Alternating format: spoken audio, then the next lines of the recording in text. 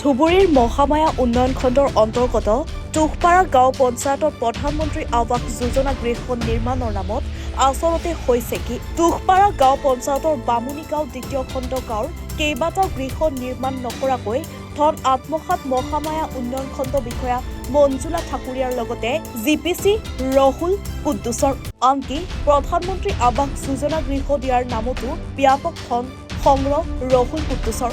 এই অভিযোগ আমাৰ নহয়, এই অভিযোগ উত্থাপিত কৰিছে ভুক্তভোগী ৰাইজে। শেহতীয়াকৈ ধুবুৰী জিলাৰ মহামায়া উন্নয়ন খণ্ডৰ অন্তৰ্গত টুকপাৰা গাঁও পঞ্চায়তৰ বামুণী গাঁও প্ৰথম আৰু বামুণী গাঁও দ্বিতীয় খণ্ড গাঁৱৰ আইডি হিতাধিকাৰীৰ গৃহ নিৰ্মাণৰ কামত মহামায়া উন্নয়ন খণ্ডৰ বিষয়া মঞ্জুলা ঠাকুৰীয়া আৰু জিপিচি ৰহুল কুদ্দুছৰ লগত বৃহৎ অংকৰ কমিছনৰ মিতিৰালিৰে এটা খণ্ডৰ ঘৰ আন এটা খণ্ডত দেখুৱাই তথা ভেটি দেখুৱাই নানা ধৰণৰ ভেকভাওনা দেখুৱাই বৃহৎ অংকৰ বিনিময়ত প্ৰধানমন্ত্ৰী আৱাস যোজনা গৃহ নিৰ্মাণৰ কামত ব্যাপক পৰিমাণৰ ধন আত্মসাতৰ ভয়াৱহ অভিযোগ উত্থাপিত হৈছে। আমাৰ হাতত টুকপাৰা গাঁও পঞ্চায়তৰ বামুণী গাঁও দ্বিতীয় খণ্ড গাঁৱৰ প্ৰধানমন্ত্ৰী আৱাস যোজনা গৃহ নিৰ্মাণৰ কামত ব্যাপক কেলেংকাৰী সন্দৰ্ভত অসম সংখ্যালঘু সংগ্ৰাম সমিতিৰ লগতে ভুক্তভোগী ৰাইজৰ মন্তব্য আছে, সেয়া আমি শুনাই ল'ব বিচাৰিছো।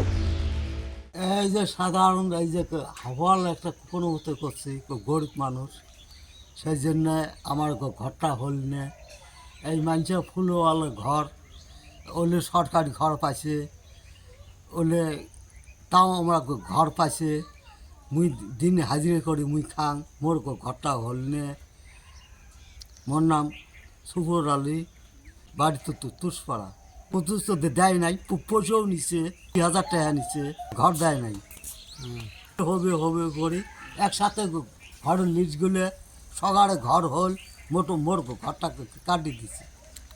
২০০০ টাকা নিচ্ছে, চাকরানদের মানুষগুলো ওলো ঘর পায়, আর আমার সাধারণ গরিব মানুষগুলো ঘর না পায়। ২০০০ টাকা নিয়ে ঘুরি ঘুরি নাড়াচ্ছে, ঘর না দেয়। দাম করি মানে এইভাবে আশা দিয়ে আছে, দেয়ও না। সরকারের তো দাবি মোর ঘরটা দেয় যখন ঘরের মোট অবস্থা কেমন।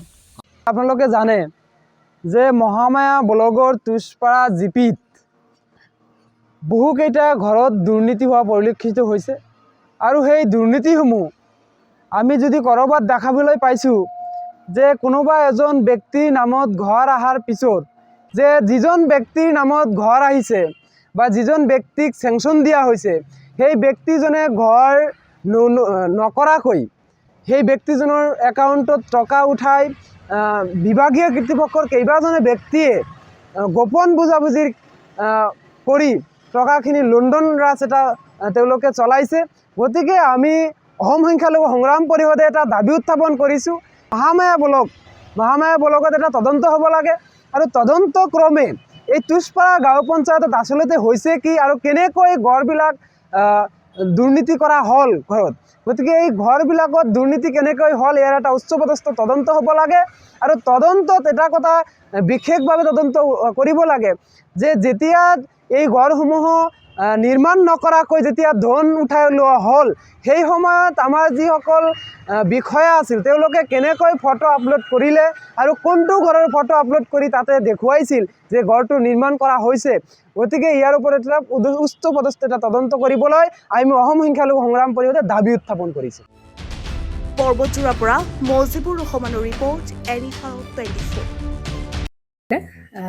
জুবিন গাৰ্গৰ গীতসমূহৰ ওপৰত আধাৰিত গানে কি আনে নামৰ এটা সুন্দৰ অনুষ্ঠান আপোনালোকৰ ওচৰলৈ আহি আছে অতি শীঘ্ৰে। অহা 15 আগষ্টৰ পৰা ধেমাজিৰ পৰা প্ৰথম অডিশ্যন আৰম্ভ হ'ব আৰু সেই অডিশ্যনৰ যোগেদি বিভিন্ন কণ্ঠশিল্পীসকলে যিসকলে এই অনুষ্ঠানত যোগদান কৰিব বিচাৰে তেওঁলোকে এই অডিশ্যনৰ যোগেদি আগবাঢ়ি আহক আৰু জুবিন গাৰ্গৰ বহুত ভাল লগা গান আমি সদায় শুনি আহোঁ আৰু আপোনালোকৰ যদি ভাল লগা গান থাকে জুবিন গাৰ্গৰ আপোনালোকে গাই ভাল পায় তেন্তে অডিশ্যনত যোগদান কৰক। মোৰ ফালৰ পৰা আন্তৰিক শুভকামনা থাকিল এই সম্পূৰ্ণ অনুষ্ঠানটোলৈ। ধন্যবাদ।